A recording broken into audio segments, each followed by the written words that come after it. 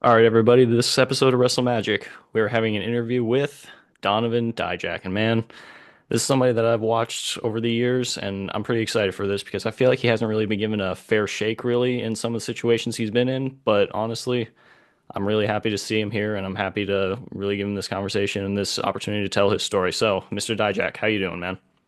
I'm doing great. How are you?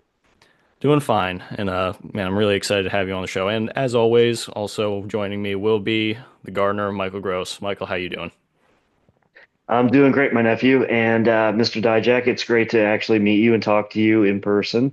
I followed your career for a little over 10 years and probably about close to 12 or 13 when I found out about you in Ring of Honor. And I just want to say that this is a big honor to have you on the show. And thank you, nephew, for introducing me. So let's get down to the nitty gritty. Where do we want to start? What are you thinking, Matt? Well, Mr. Dijak, are you comfortable talking about childhood a little bit and just what got you into wrestling and when you started off? Sure, yeah.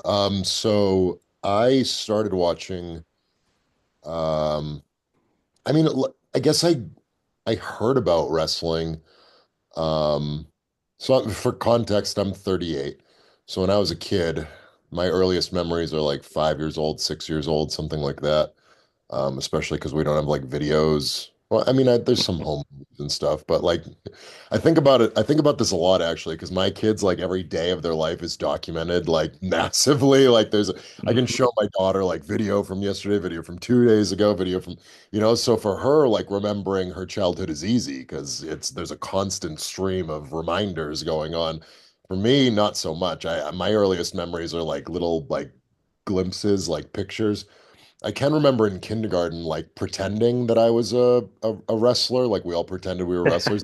But I had very little context for it outside of like WWF the arcade game. I know some of my friends had that and played that. But like in terms of like the actual product, I'd only seen like maybe like commercials or stuff like that. Like as a 6 or 7 year old kid, you don't even know like where to turn on a channel or what to do. And you look at the TV guide and it says, Saturday at whatever time. It's like, oh, I have soccer practice, whatever. You can't record it. And maybe I got to get a VCR or something, So there's this whole thing, right, as a kid that's not as easy as it is now, which is like, oh, can I just watch it? And it's like, yeah, you grab the remote and you can turn it on literally whenever you want. Um, not as simple when I was a kid. So I didn't really truly discover like full-time watching of professional wrestling until like 1998, Mm, which okay. was again, it's right in the middle of the Attitude Era, and I'm 11 at this time. So my parents weren't thrilled about that concept, and rightfully so. Like at the time, I was like, oh, they're kind of hard and they're kind of strict. But then going back and watching some of the content from the Attitude Era, I'm like, oh my God, I wouldn't, I wouldn't let my 11-year-old watch that ever. I don't have an 11-year-old, but if my son, when my son turns 11, for sure wouldn't let him watch Attitude Era stuff. So I don't think my parents were being strict at all. I think they were being, pretty solid parents. But as most kids do, I went behind their back and, started recording it and watching it at my friend's house and things like that. Um, so that's when I started watching pretty religiously. And they sort of loosened up on that around late 99, early 2000 when I became about 13 years old. They were more okay with it. So I started watching, much more religiously, both shows every week, things like that. In So terms to of, enter go ahead. No, just to interject, who was that one character that you had to see? That one wrestler? If you had to guess, what would you guess? Stone Cold. Stone Cold Steve Austin, absolutely. Yeah. So much so that when The Rock turned babyface and became like the megastar head of you know, the whole franchise, and I refused to accept that. I was like, absolutely not. Like this guy betrayed my favorite guy. He was a dick that whole time. Sorry, I know, told you I wouldn't swear. That's Uh, good. It's he was a okay. he It's was okay. a Man. We jerk. can we can slide that one. He was a jerk the entire time. Um, yeah, I refused to ever acknowledge The Rock. So, so yeah, I really didn't start to appreciate The Rock until I became a wrestler. And then I was like, oh, okay, I actually kind of like his his work. He's actually really, really entertaining. But at the time, I was like, he's pompous, he's cocky. I don't care for him at all. No matter what he did, the crowd was. I was at. I went to probably 15 or 20 shows in my childhood. Every time they came to either Manchester, New Hampshire, Worcester, Massachusetts, Providence, Rhode Island, Boston, Massachusetts. Anytime they came to one of those four arenas between like early 2000 and late 2003, I probably went to every single one of those shows. So yeah, there was tons of love for The Rock. I was even at I think it was Backlash 2002 or 2003 where it was The Rock versus Goldberg. And The Rock was a bad guy at that point, I think, but everyone was still cheering for him, and I was like, nope, now I like Goldberg, you know. So so yeah, fast forward to I guess 2000.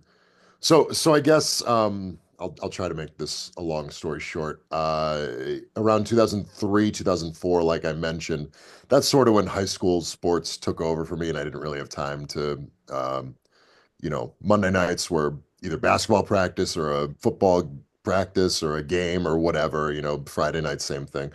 So I didn't really have time to watch pro wrestling, and DVRs weren't much of a thing. I think we had a TiVo in like 2005 or 2006 or something, but Sounds about Sounds right. about right. Yeah, it's yeah, about right. it Real was quick, to sidebar, and we're gonna get out of this real quick. Basketball at your height, obviously. Who was your favorite player? Just throw that in. well, depends on like in 2004, 2005, probably like Paul Pierce. I'm a big Oh, Celtics fan, so great it's pick. it's Great usually pick. whoever was the best for the Celtics. My all-time favorite is Kevin Garnett. He was Mm. It's just Larry Bird. Come on. And Larry Bird Parrish. retired. Larry Bird retired before I even ever saw a game. So I mean, like Oh going, my God. love watching Larry Bird highlights and stuff, but I never saw him play Any guy even. who could call a shot in front of his own player and then do it. I mean, it's Even like on you guard me. I'm gonna step back, pump fake, and then I'm just gonna take a three, and he would do it to somebody. That's amazing. But anyway, go ahead, Mr. Dijak. no, I was just gonna say, Larry Bird was tremendous, but I think he retired in 92 or 93, so I was like 6 or 7. So I don't even have a memory of watching him on TV, unfortunately.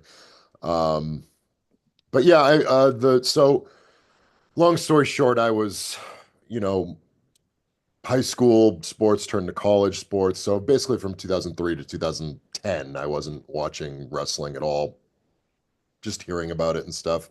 But once I graduated from college, I was just working a full-time job, and I said, you know what, my night's free again. So I picked up right where I left off, started watching wrestling full time again. And then through a series of coincidences, I happened to find the New England Pro Wrestling Academy, which is where I'm a trainer today in North Andover, Massachusetts. Yeah, and I started training there, and that was in 2012. So yeah, I've just been in a pro wrestling ring for the last 13 years. Wow, that's really cool, actually. And I do want to ask, before we move on to the academy and everything. So, what all sports did you play in high school? Now I'm curious. My three best were football, American football, Right. basketball, and track and field. I was a thrower, like shot put and discus. Truth Okay, be that's told, cool. on a national scale, I was probably best at like probably a tie between football and shot. I was pretty good at shot put, um, enough to be like top in the state, but I was also one of the top recruits for football. The the the sad part though is my favorite was basketball. Like I wanted to be, I enjoyed playing basketball a lot more, but I was only good enough to play at like a Division 3 college level, which I did because I played at a high level for football, but then they wanted to move me to a offensive lineman position, which I didn't care for, so I transferred to a smaller school so I could play football and basketball, which I'm very happy about. Hey, That's just fair. remember that Ben Wallace played for Cuyahoga Community College in Cleveland in basketball. And he Yeah, he was also won a championship, so you never know. he well, I mean, I know I'm 38, so it's not happening for me. But but yeah, he was a little undersized. I I remember don't, yeah, I know, but I'm just saying, like he was a phenom too. Like there's was, only yeah, one Ben super Wallace. super athletic. I remember in high Yeah, school I would sort of compare myself to him and say, "Oh, I'm a bit of a wider body, and he's not the tallest guy in the world, but he can still play power forward at at an NBA level. So like I have a chance too." And there was in my brain, I couldn't connect the dots between like he's wildly more athletic than me. So like, because in my head I was like, I'm a pretty good athlete. I can play multiple sports and stuff, but he had like a probably a 38-inch vertical or something, and just like probably 10 times stronger. insane, So yeah. insane. Great defender. But anyway, this is about you. It's not about like Ben Wallace. So like, let's go forward. So I want to ask you a question. Sure. When you got into school, like when you got into wrestling school and started training, like did you feel it was grueling? Did you feel it was hard? Did you expect what you had? Or were you just like were you shocked like okay, like this is wrestling school? Like what was wrestling school for you? So for me, I started with what we call fantasy camp, which is like everyone can sort of pay whatever, $70 or some 70 US dollars and come try a day as a professional wrestler. So the first time I stepped foot in a ring, I I did what we call I took a bump. It's a flat back bump, which is like land on your back and then hit the ropes a little bit. And just from watching it for so long, I had sort of like a muscle memory to it. Watching it and doing backyard wrestling, I would kind of portray it in my backyard, like on, mattresses or whatever, the ground sometimes, where I would just, imitate what I was seeing on television. And quite frankly, that's kind of a good way to do a lot of things I mean, people do it in basketball, they do it in football. You watch someone who's great and you try to imitate someone who's great. So I was doing the same thing with pro wrestling, and it felt very natural to me. And I said, oh, okay, I think this is what I was meant to do. This feels like something that I've been doing for a long time, even though it's my first time doing it. Um, that being said, training was very strenuous, both mentally and physically. There's really nothing like pro wrestling in terms of athleticism, and certainly in terms of cardio. An interesting story I like to tell is I did a tryout for WWE very early in my career that a lot of people don't know about. It was in June of 2013. So really, I'd been training for less than a year, and I had really just done my first match on a show. So it was very, very, very early in my career. But right from day one, I knew I wanted to wrestle for WWE. So I was sending emails to all the recruiters and stuff like that. And I ended up getting a tryout just based on my youth and my size and my look, stuff like that. I say youth, and it's funny because at the time I felt like I was kind of old because I was 25, and I would look at the FCW roster and it was like 18, 19, and I was like, uh-oh, I'm kind of old. Um, in hindsight, 25 is actually really young in pro wrestling. But yeah, I ended up getting a tryout, and they asked me, they being Canyon Seaman, who was the head of talent relations for NXT for about a decade.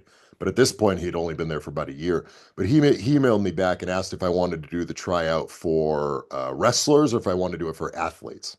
And I was like, oh, I want to do it for athletes because I'm a Division 1 athlete, and I can hang with those guys. But the wrestlers, they're all going to have way more experience than me. I don't want to have to like get in the ring and wrestle guys who have 10 years experience and I'm green as hell. So I did the tryout with athletes, which was it was like 30 probably Division 1 football players and like Olympic caliber athletes, guys who had like gold medals and stuff. Um, when you do pro wrestling conditioning, and I had the great fortune of having about 9 months of pro wrestling conditioning under my belt. So I actually did really well in terms of the conditioning, like one of the top people there. People were dropping like flies. And I'm talking about like Olympic level caliber athletes, like extremely well conditioned men. Um, I think it was all men. Yeah, this was an all male tryout. I don't know. They probably did like male and female tryouts back then or something, separately. But yeah, like people were just like after day one, like 10 guys left. It's that kind of thing. And I still hear anecdotes like this every day. I was talking to someone 2 days ago who did a tryout, and there were real legitimate athletes who just were like, this is not for me, right? Because it's just a incredibly you really, to get through the sort of mental and physical anguish and conditioning of professional wrestling, you really have to love the business of professional wrestling. Because if you think about it, like imagine doing something so physically and mentally grueling that you didn't even know what it was, and someone just told you to try it, and you see it, and you're like, this is silly. Like I don't understand. It's not even a real competition. It's more of a theater that so people don't, and that's fine. I don't hold anything against that. But like, if you put yourself in their shoes, you're like, oh, I would absolutely not. Why would I condition myself and my body to smash myself and do all these painful, tiring, exhausting things for something that I don't really care about, So really, it takes a level of like fandom to sort of be able to push yourself and continually push yourself at a level to be at where you need to be physically to succeed in the ring. I see. And that makes a lot of sense because, I mean, to me, it is the last true theater art at this point, you know? You don't really see many others that are actually, cutting themselves open to get the real blood effect and actually look that good in the ring, as well as just doing their best to make everything look perfect and stay in that kind of condition. It is one of those things that it's not for everybody. And I don't blame anybody that's like, yeah, I just couldn't do it. It's too much. And I don't put that against anybody, but I will say I give hats off to you, man, for sticking with it Yeah, because it is a lot. kind of interesting now that you mention it. You just sparked an idea in my head because I do a lot of acting training, or I was doing a lot I of love acting. this.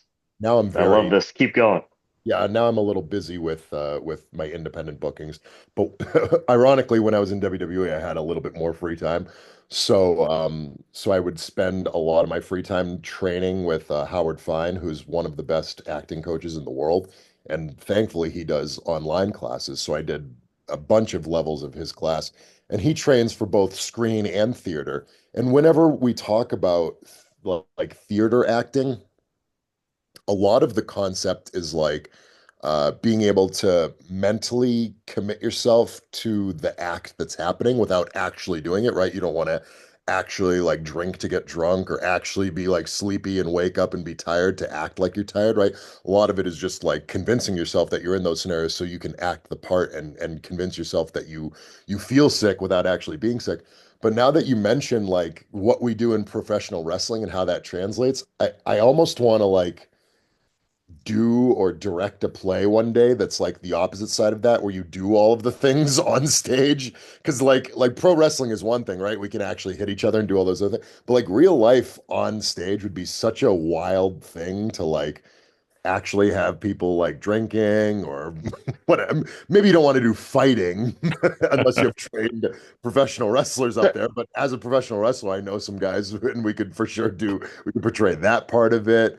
And then I don't know if you can portray falling asleep or all the different, getting sick and so things like that. But like that'd be an interesting experiment if you could design a screen-written play that has elements of reality all sort of coursed throughout it. That would be a very interesting play that I think people would love to yeah, watch. Donovan, I think it would be called the plane ride from hell. Um, I wasn't on that no, plane, right? I wish I was. I know. Wish I You was. were way too young, That would have been but I do. You said your friend Howard Fine. Is that a real name or is that a stage name? that's Because a you know real who thing. Howard Fine is. But, I don't. Are you pronouncing the last name right? It's Fine. Fine. Yeah. Yeah. Do I know who he is? Well, it was one of the names of the Three Stooges. Oh, was it? I did not Oh, know Yes, that. Um, it was Fine Howard and Fine or something like that. Yeah, yeah. It was. Yes, that people I did do not not know know. that. The name of the Stooges, you can look it up. Mo Yeah. Well, I mean, Fine, if Curly listen, Fine, and Larry Howard. I think it was Larry Howard, Mo Fine, and oh, okay. Curly Fine. Yeah, yeah. That's So that's very I thought you were making that, and because wrestling, you always have a stooge. I thought it was like a stage thing, so I had to call you on that. But anyway, I'm loving this interesting stuff. What match made you say I gotta turn it up and be like a star? what match Like that when I you're Yeah, like when you were in training and you're going through the indies and you saw a match on TV and you said, "Okay, this match has made me say I got to be a star." Like I interest. want that match. I want that Yeah, situation. I had a bit of a light bulb moment when I was watching I had just started training and I was watching one of the early NXT. I don't know if it was Takeover or if it was just an episode of TV. And I don't think I've watched the match many times since, but I remember watching it live and it was Cesaro and Sami Zayn. And I remember thinking, Mhm. oh, they they've taken this to another level. And interestingly enough, I got to wrestle in that ring and in that venue at Full Sail many times after that and have great matches where I was trying to outdo them, in a lot of ways. But at that time, I remember watching that, and as someone who was just learning like lockups and shoot offs and hit the ropes, and this is how you pin, and I'm watching them do all that stuff combined with the psychology of it and the impact and the violence and the storytelling and all that stuff, and I'm like, wow, this is a completely different level, and I need to push myself harder than I've ever pushed before if I ever want to get to that level. So it was cool in the moment because this is 2013 or 2014 maybe at the time, and to kind of escalate and elevate myself to the point where I started to have matches that were sort of in that realm conceptually maybe a year or a year and a half later, because that's when I really started, to hit the ground running with Ring of Honor and stuff. So I really had to sort of step my game up in that capacity. And then obviously as I elevated through NXT, we started to, push harder and harder and push that envelope in terms of, trying to, break ground and sort of reinvent the wheel. That's See, I really see. awesome, man. Mav, I'm gonna let you take the next couple questions because I've got a couple questions that I've had some fans that want me to ask him. So I want you to actually take the lead a little bit here for a little bit. Okay, no problem, man. So I do want to ask about, so given where you are now, what Yep. advice would you give to your younger self starting out training and just your first couple of years in? Um, what advice would I give myself earlier? I'd probably say like don't be in such a rush. I felt like I was in this huge rush, which because I mentioned earlier, I thought I started when I was 25 and I felt like I was like really behind the eight ball because in my mind, pro wrestlers like you had to start training at 15 and living out of your car at 16 and then you were ready to hit the road at 17 and you were a world champion by 18. Like that was my mindset of how professional wrestling worked. And I would look at the developmental roster, and there was a lot of young guys on there, and I'd say, oh, I'm way behind the eight ball. I need to at least be in WWE by the time I'm, you know, 29 or 30, something like that. So when that opportunity came, I jumped all over it. In hindsight, I feel like I could have used a little bit more so I don't want to dissuade myself from having that push and having that drive and continuing to push and feel like my back is against the wall because I still have that to this day, and it's still what drives me and motivates me.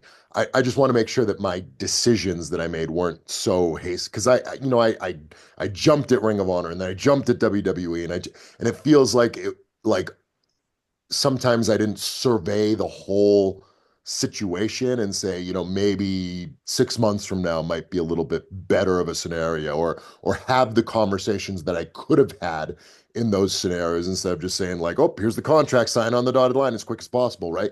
I could have had a conversation before that and been like, what's the plan? What are the thought process here? But in my mind, it was like, oh, they're offering you a contract. Don't ask what the plan is. That's disrespectful, right? They're gonna have a plan for you, so in if I could give advice to my younger self, it'd be don't be afraid to, ask those questions. Don't be afraid to broach those topics and things like that. It's a two-way street. Like you're signing a contract, but like there's a reason, right? There's agreements on both ends of a contract, and you should feel comfortable having those conversations and things like that. So that would be my advice.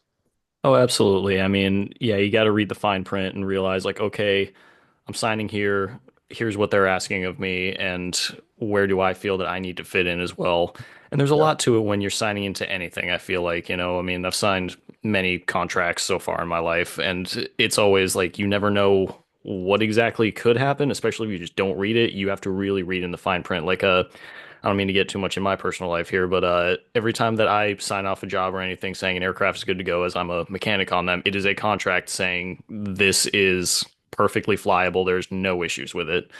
If I just pencil whipped in, just didn't care, then yeah, everything could fall apart if I'm not paying enough attention. So that's understandable that you would look back at your old self and just say, well, maybe I should have read the room a little bit more, figured out everything that could have been in my plans. But I do also want to ask you about, so you weren't pushed correctly, I don't feel like, when you were in your WWE time.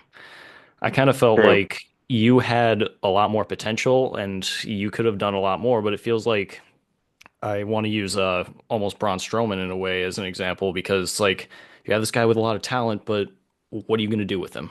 And they just kind of don't know. Maybe it's the image. How did you feel about the situation? So, I mean, pro wrestling is a lot about sort of timing.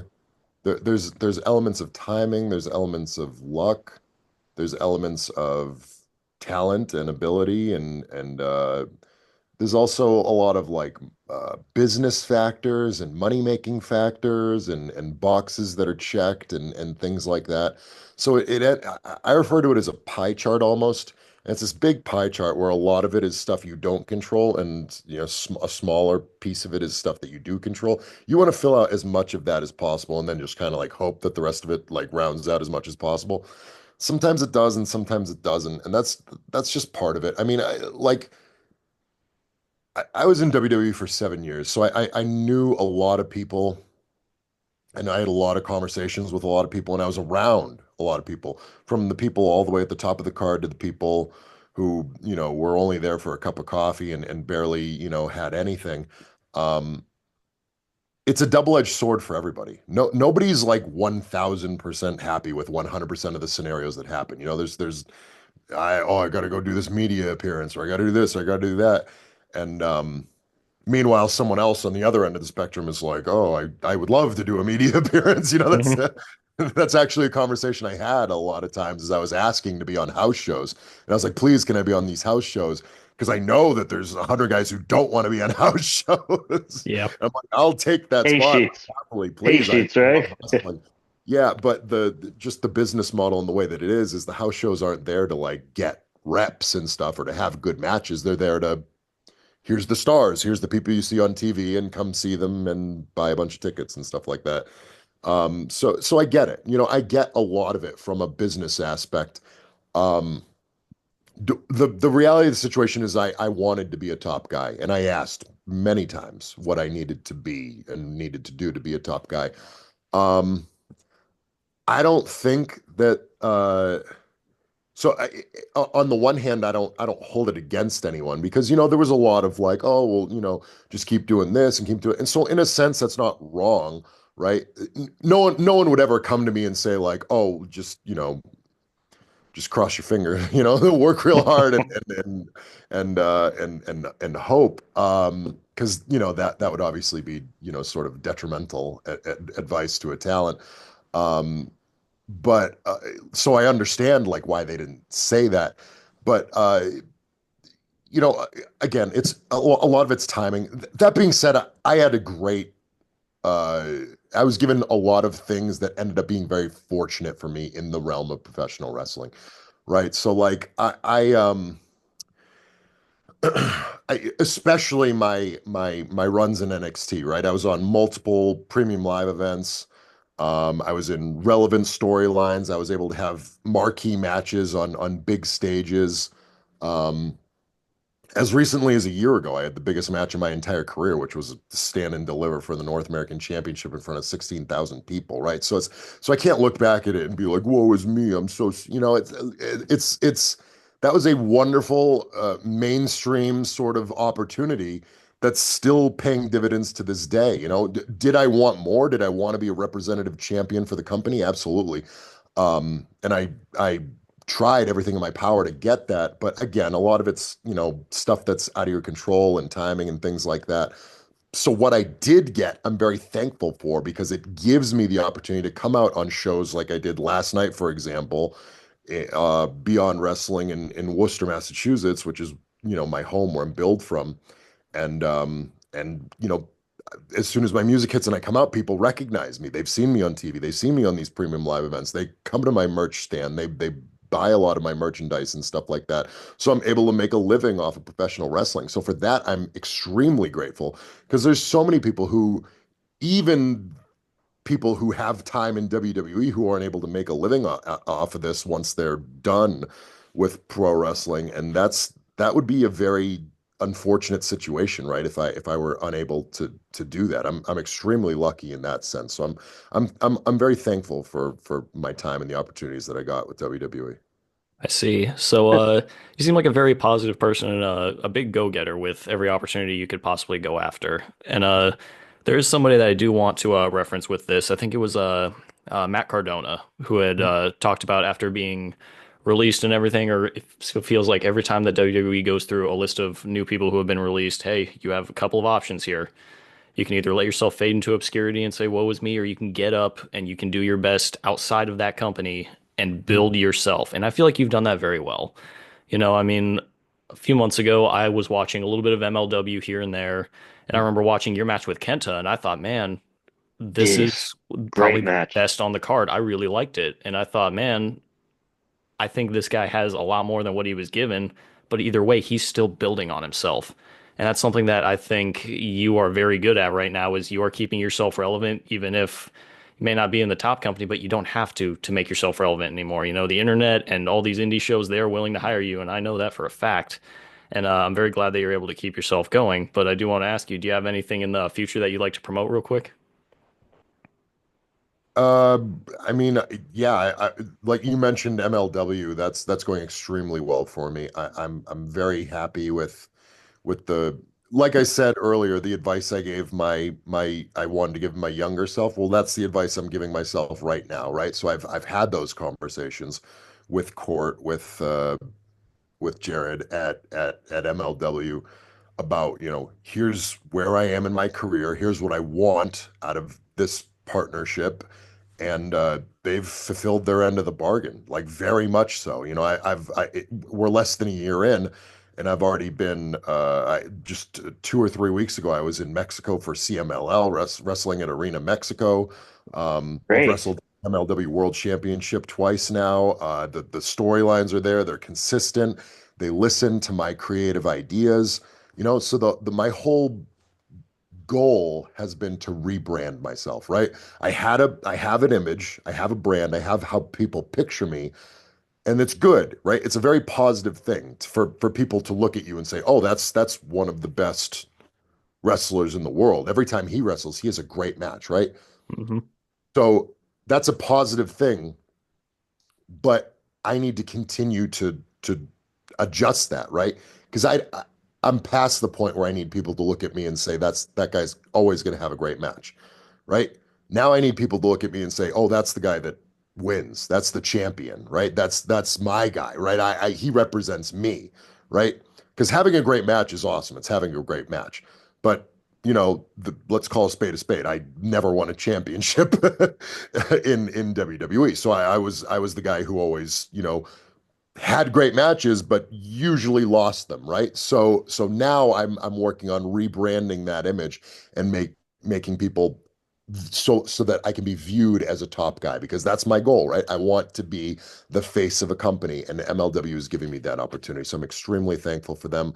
We have a show coming up in New York City on June 26th. I'm gonna double check that date just to make sure that it's right. I'm pretty sure it's a Thursday. June 26th, yes, in New York City. So that will be my next appearance for MLW. I'm very much looking forward to it. I mean, that's my number one company. So I'm very excited to be with them consistently.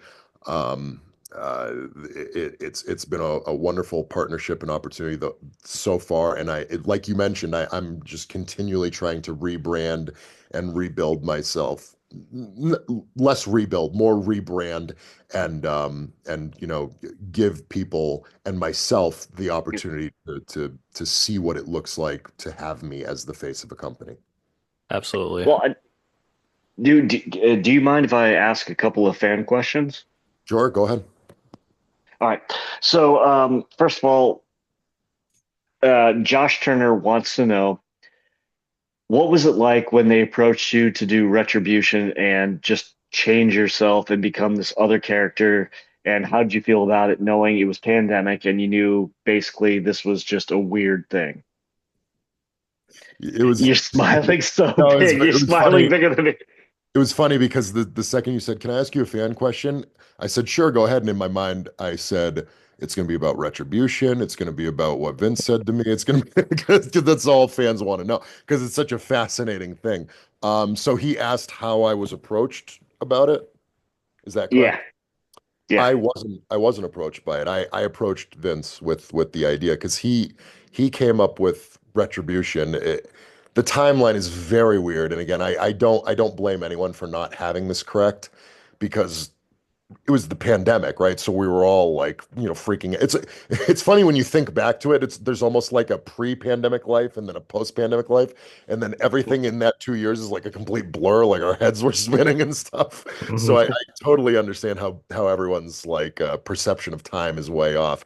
Um, just as a general refresher for those who were only casually paying attention at the time, which is a lot of. Yeah. We had just we were still Monday Night Raw was still in the performance center at the time. There were fans there, but they were behind like a big glass thing. And Vince had introduced on Twitter for some reason, like tonight on Monday Night Raw, a rogue group of bandits are going to be doing something. They're calling themselves Retribution or something like that. And then that night, they showed some CCTV footage of like a bunch of people in ninja outfits, like throwing a Molotov cocktail at something that didn't really look like a generator. Basically, what I had come to find out was they were throwing all this stuff together like hours in advance. Like How Vince, could you still broadcast if you took out the generator? Go ahead. there's lots of questions like that. But again, I wasn't involved in any of this. I was just watching it from not even from afar, because like I was one of the people in the crowd. Like I was like a fan, like just cheering and booing and stuff. So I'm watching this stuff, and in my mind, uh, I don't want to make this a big long story about me and my call-ups and things like that. But let's just say at this point, I was quote unquote on the roster of Raw. Things were extremely volatile at that point. So like the contract was different and who knew who was where and all this different stuff. But like theoretically speaking, I was done with NXT at this point. Karrion Kross had like hit his submission on me and choked me out to build to him and Keith Lee for the NXT Championship. So I was effectively done as far as I knew with NXT, and I was now a member on Monday Night Raw. That being said, Monday Night Raw had no creative plan for me as far as I knew. Um, so I'm just kind of like in purgatory basically, and I see this thing with Retribution, and I see what it is, and I have all the same questions that you and lots of fans have. And I'm saying, oh, they need wrestlers to populate this, right? Because again, I'm in the company, so I know that the people who are doing it are not wrestlers. They had like extras who are wrestlers, but they're like, indie wrestlers or whatever. And or local talent, we'll call them. And and some of them were writers, right? So they needed like 10 people or whatever to like, chainsaw the ropes or whatever and all that stuff and like throw cinder blocks through a glass window. Um, but none of them are like roster talent. They're all either local talent or writers, Extras, yeah. extras. Yeah. So I'm watching this and I'm saying, oh, they need. Obviously, this is going to be a focal point of the show, because it's being introduced in like relevant segments. Like I don't know if you remember this, but like Randy Orton like did his punt kick on Ric Flair. Like that's a massive moment in WWE history. And the lights flickered and went out because of Retribution, so that at the end of the day, it was a solution to a problem, which was they didn't want to punt Ric Flair for real. But it's still part of the storylines and stuff like that. So I'm saying, okay, this is going to be a part of this brand going forward of WWE. So I want to be a part of it. And I know people who can be a part of this. So long story short, I went directly to Vince. I introduced myself. I pitched myself and a bunch of other people to populate Retribution. And I showed him my idea, my presentation. Ultimately, all told, he took about half of what I said and used it between the names that I had and the presentation that I had, and then the other half of it he put his spin on it. So that's kind of Son of a fish. So you were the brains behind Retribution. about half of it, yeah, yeah, about half of it. What I would refer to as the good half. So here I'll tell you exactly what I pitched. I pitched myself, Dio Madden, who ended up being Mace and is now Mason Madden in MXM in AEW. I pitched Shane Thorne, who's now Shane Haste in New Japan. Well, the Mighty Don't Kneel. I love those guys. I've followed them. Like I'm a wrestling historian, so I've loved those guys. Go ahead, sir. I think I also pitched Killian Dane, who's now Big Damo. I Hmm. pitched Tommaso Ciampa, and I pitched, I think, Nikki Cross and maybe one other, but that might be it. So I think it was those six. So it ended up being me, Shane, Dio, or Mason, and uh, Mia Yim, who I think was still like actively on NXT at the time. So that's probably why I Yeah, didn't know her. And then Ali ended up being our leader. I think. Mustafa. Yeah, so I didn't pitch him obviously because he was like on SmackDown or so that ended up coming into play later. So again, about half of the stuff that I had there, and then in terms of the presentation, I did want masks, so I did pitch masks, but I wanted them as entrance masks that we would take off. And in terms of the names that I pitched, the names in the backstory, I wanted it as one name, all caps.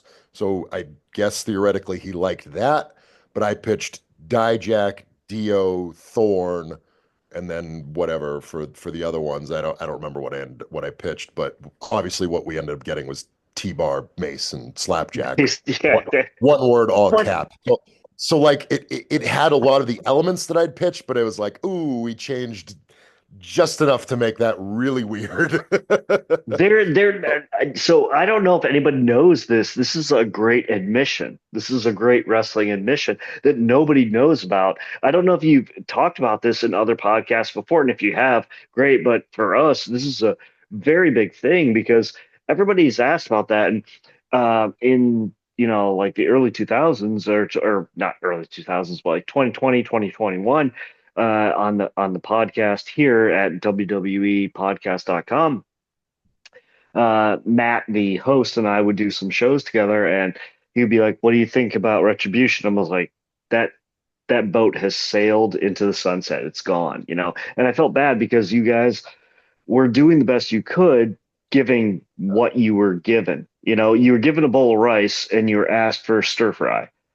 It's Yeah. like, okay, well, I can make rice, but I can only flavor it with so many things. So I think it's amazing that you were one of the pioneers of this situation and what you wanted it to be.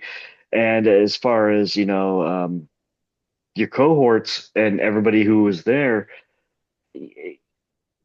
I wished way better for it. And I being a follower of you since probably 2012, 2013 or whatever. When I first started seeing you on Ring of Honor, probably 2013 or 14, I just wanted bigger things for you. So, um, can I lead you into my next question? Sure. Sure. All right. So, do you feel that there's a stigmatism because you're what, 6'7", 6'8"? 6'7", yeah. Yeah, that you have to wrestle different. This is from Chris Pasanti, by the way. You have to wrestle different versus a small man who's a star versus a small man who's not a star. Yes. Yeah, they're well, not just a small man, but every man. You need to take star power and booking into account, right? It doesn't matter what their size is, right? If I'm everything plays a role in terms of my psychology in how I wrestle, how I talk to someone, how I encounter someone. It all plays a role because that's how, life works, right? If I'm if I'm walking down the street and I encounter a guy who's 6'1", 220, and he's running his mouth at me, like that's not a major threat. But if I walk into a UFC cage and I'm wrestling and I'm fighting Matt Riddle, who's 6'1", 220, that's a whole different, and he's running his mouth at me. That's a whole different ball game. I need to approach that differently. I'm speaking to him differently. I'm fighting him differently. That's life, right? Size plays a Yeah. role, right? It plays a role, but it's not the be all end all, right? So I approach it. Yeah, I understand what he's getting at, right? He's saying like sometimes there's a huge size difference and it ends up being a squash match, but sometimes you're wrestling like a Finn Balor and it's not a squash match, right? He's beating me and he's beating me clean or whatever. And I've done both of those many times. Around the same time, I was wrestling squash matches on main event a lot of the time, and it'd be a smaller guy, and then I'd go and I'd have to wrestle Finn Balor at Madison Square Garden. That's obviously not a squash match.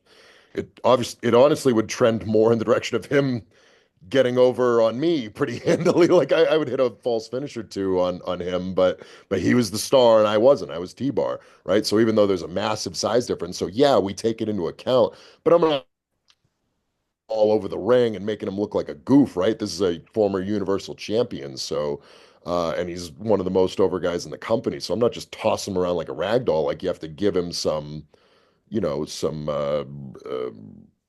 some purpose, some gravitas, and quite frankly, he's you know uh, got more experience than me, and he's more of a veteran than me, so he would probably call most of the match, and he's not going to call a bunch of nonsense where I'm just chucking him out of the ring and stuff like that.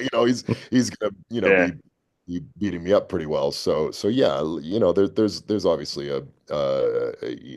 it plays a factor in terms of how you structure things and what your psychology is for sure.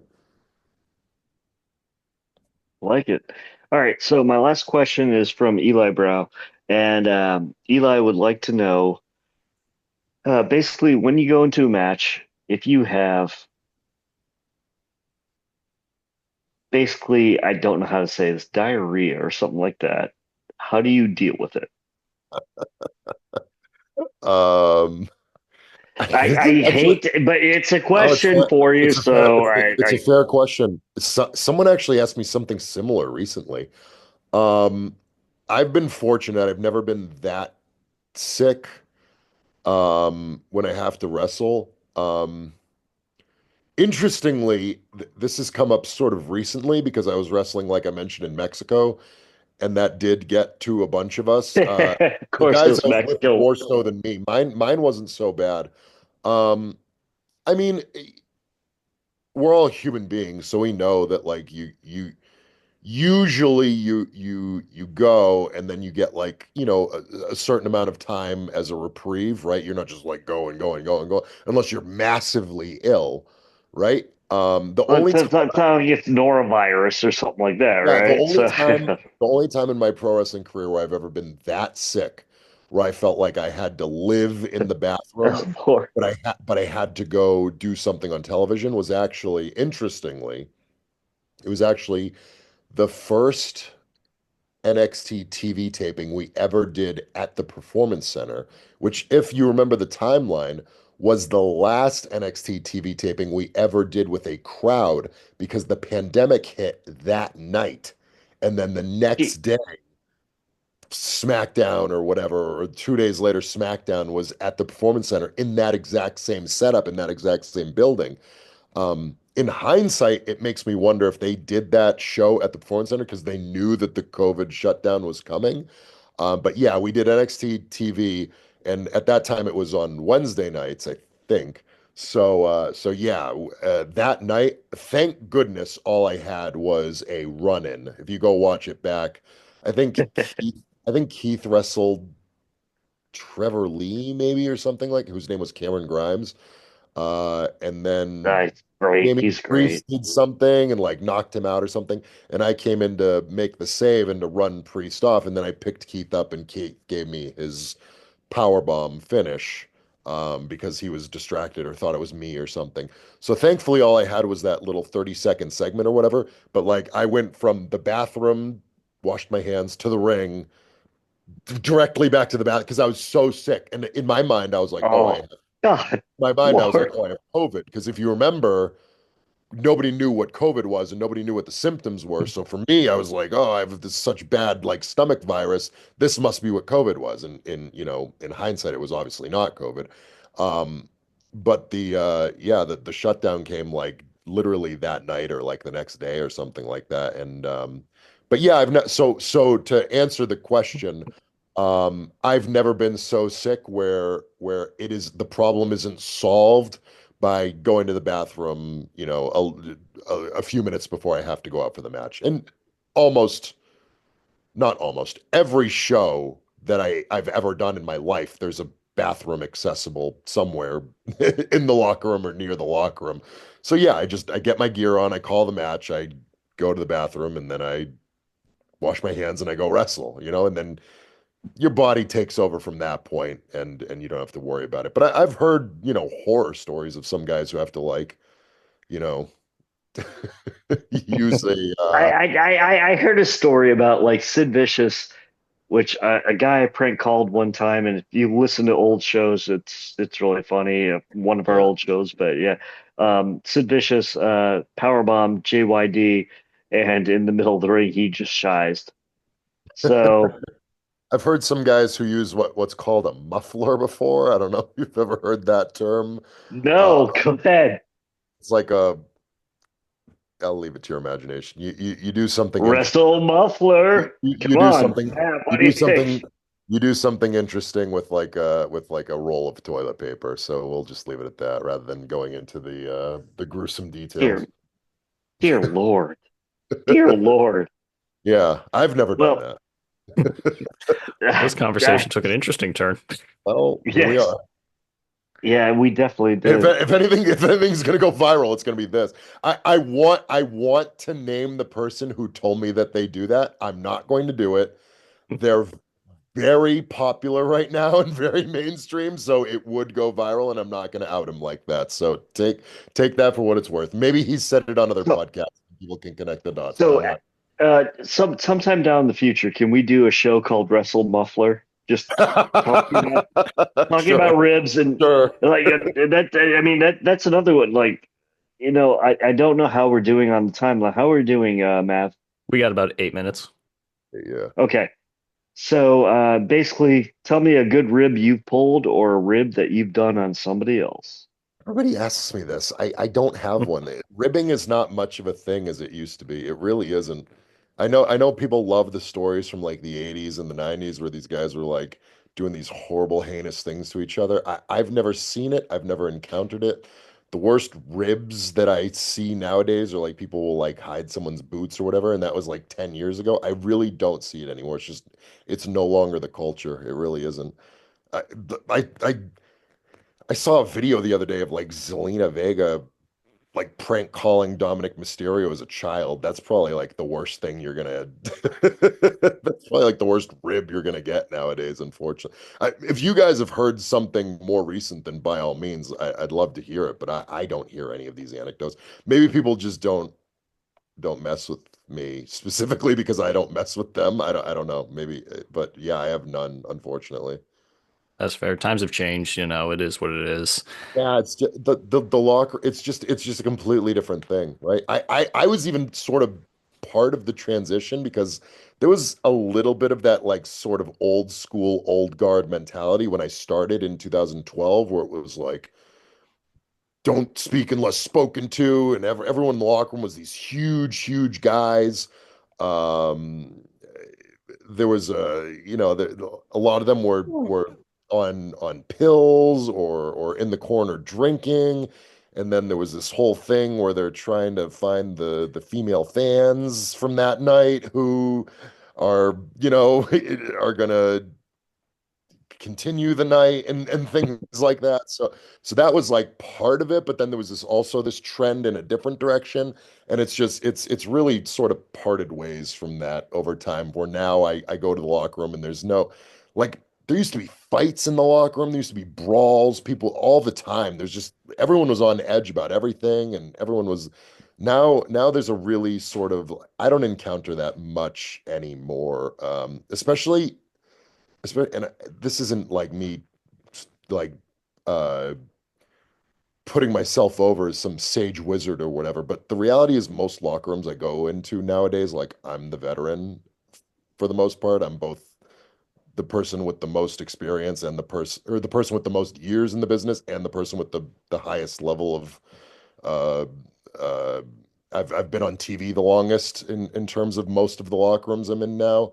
Outside of MLW. MLW has a lot of veterans and stuff like that, but most like indie locker rooms, like last night, for example.